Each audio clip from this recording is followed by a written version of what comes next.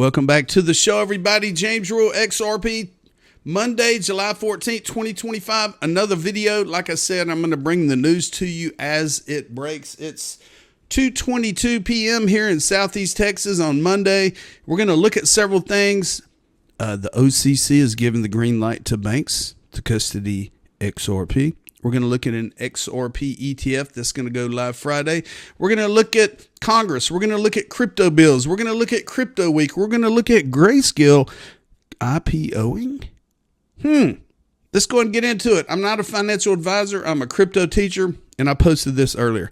Be that person where future generations will say they took a chance and won.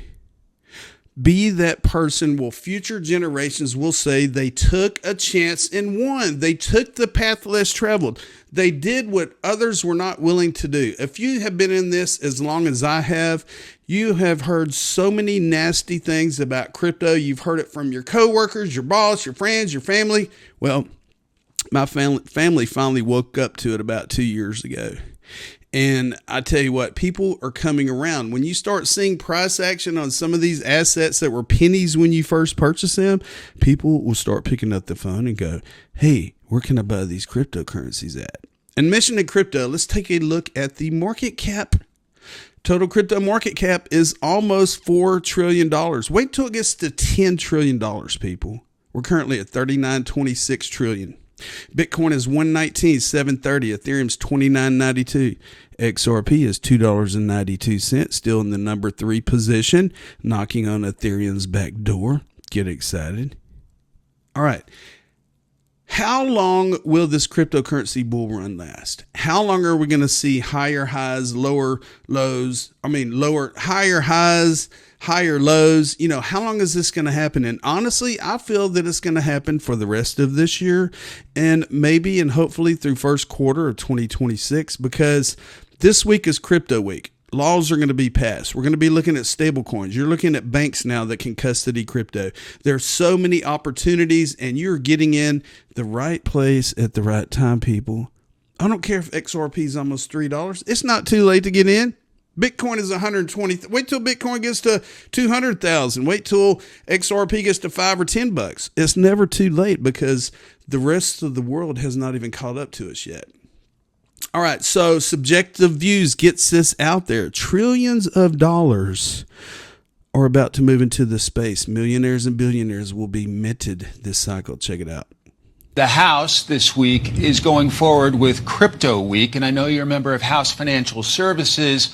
What should we expect as we look forward to Crypto Week in the House? Well, the great thing is we're going to show that Republicans can govern. This has been an issue that's been floating out there. Too many other countries are taking advantage of this opportunity economically. Fortunately, we have French Hill in the House. I'm the whip of that committee. French Hill is the chairman. He's done a masterful job of bringing this in for a landing. First, we're working on stable coins, but the bigger part is going to be what we call clarity. I mean, we want to make sure the crypto technology, or the blockchain as they call it, is regulated in a smart way. Make sure the rules are smart so you know who is going to regulate you. The prior 4 years was chaos. Companies would not come to the United States because there was no clarity. We're going to work with the Senate to get this across the line because America needs to be the center point of this opportunity. This will reduce costs for businesses and will make it more transparent as well. And in the end, I think will speed up the way we move money at a lower cost. It's a brilliant idea that needs to come together. The president is fully engaged, and it will show again, America is the epicenter of the economy around the world. For folks at home who may not be paying attention to crypto so much, how big is it getting to be in this country?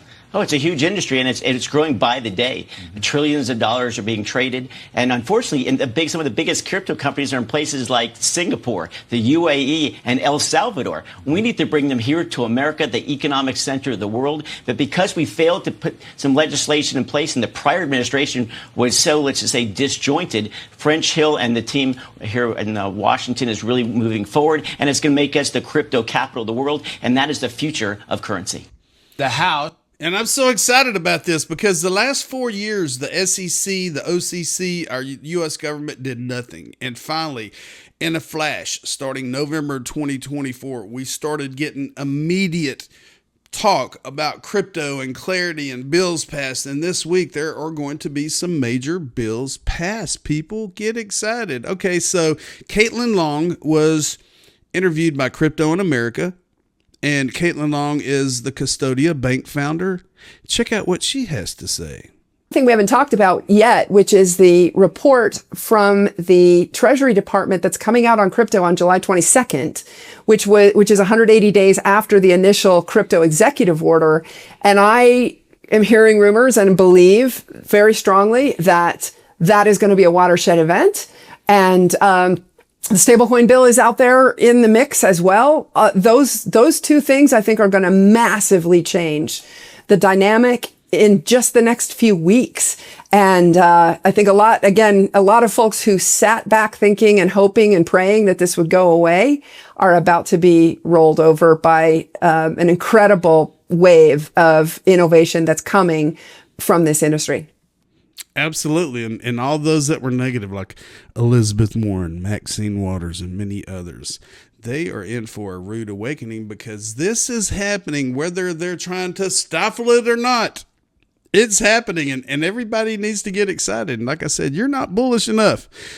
Okay, Senator Hagerty from Tennessee is pro crypto. He helped write the Genius Act, the stablecoin bill. And he said, without a regulatory framework in place, businesses are forced to seek opportunities outside the United States. Have a listen.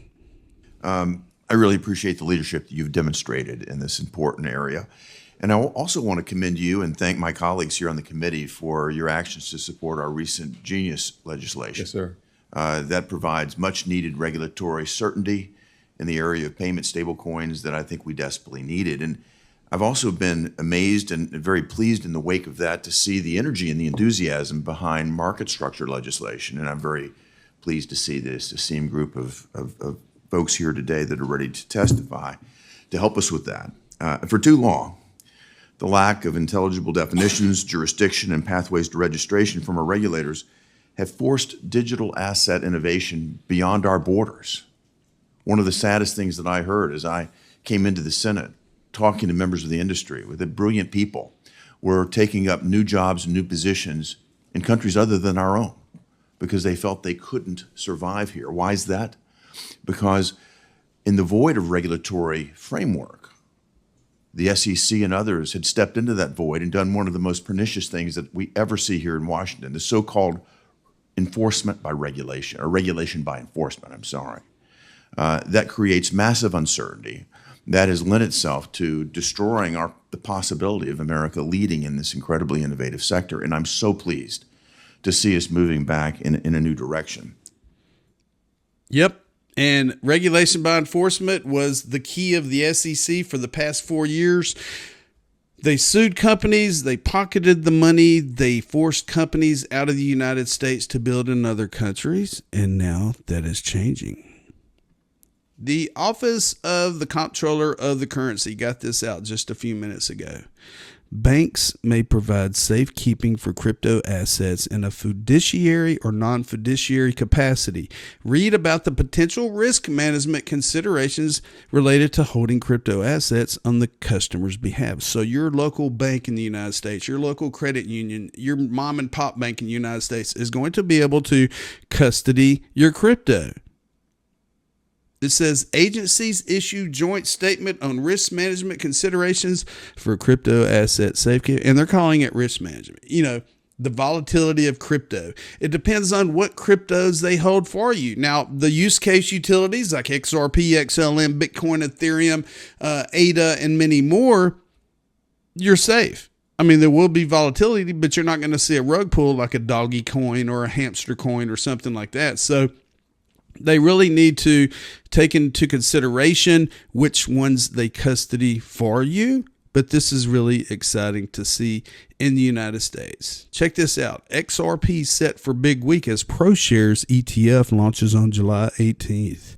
This is not going to be a spot ETF, but it is an XRP ETF. ProShares announced that they are going to launch it pursuant to paragraph B if the SEC gives them the green light on it. So that is going to be Friday, people. This is going to be Friday. Okay. 3iQ Digital Asset Management out of Canada. We're proud to announce that our XRP ETF, Canada's largest XRP ETF, has accumulated over $50 million in client assets since it launched on June 18th of this year. XRP ETFs are happening. There are over a dozen companies, which probably is going to include BlackRock, into the XRP ETF market. Stu Alderati, General Counsel at Ripple. He is the president of the National Cryptocurrency Association. As Congress works on historic crypto legislation this week, the stakes could be higher. 55 million Americans own crypto. And 3 in 4 say we need smart, clear laws. These bills are designed to protect the everyday Americans who own and use digital assets. The National Crypto Association will continue to be a trusted resource, educating and demystifying crypto as the landscape evolves. Crypto Week, the Genius Act, the Clarity Act, the Anti-CBDC Surveillance State Act is happening this week. Another bomb just came out today. Grayscale IPO. It says Grayscale files for an IPO as the Trump administration emboldens crypto groups. So Ripple has already pre-IPO'd. Circle did IPO. Coinbase IPO'd with the coin stock. But this is really exciting because there are many digital assets, including XRP, under management with the Grayscale products. Now it looks like they are going to IPO. So look forward to this one. Zaldao, I talked about them here a week or two ago. They put this awesome poster out there by Status. Now, Status creates the XRP community posters every year. I'm looking at one right here on the wall, September 2020. It gives the price of XRP. It gives the historical data. It gives members of the XRP community. You get to put your picture on these posters, but check this out. XRP season 2025, the standard awakens XRP season. And if you look at the ETFs in the top left corner, you can see all the major corporations that have filed for an XRP ETF. Treasuries here at the bottom. You got the XRPL Ethereum virtual machine integration, and you're looking at Axelar, you're looking at Anodos, you're looking at Decent Wallet, you're looking at Zaman Wallet, you're looking at Monerex. I just talked about Monerex being the first Web3 bank in Mexico running on top of the XRP ledger with the MXI token. Check out the MXI token, people, not financial advice. Now, I repeat, you are not bullish enough, people. One more time. You are not bullish enough. XRP's right at $3. What are you waiting for? Are you waiting for it to go to 10 or 20 bucks before you even touch it with a 10-foot stick? Be smart. Do your research. Subscribe to the James Rule Crypto Show. Share my videos. And I hope you have a wonderful day. We'll definitely see you tomorrow. And don't forget, I told you so.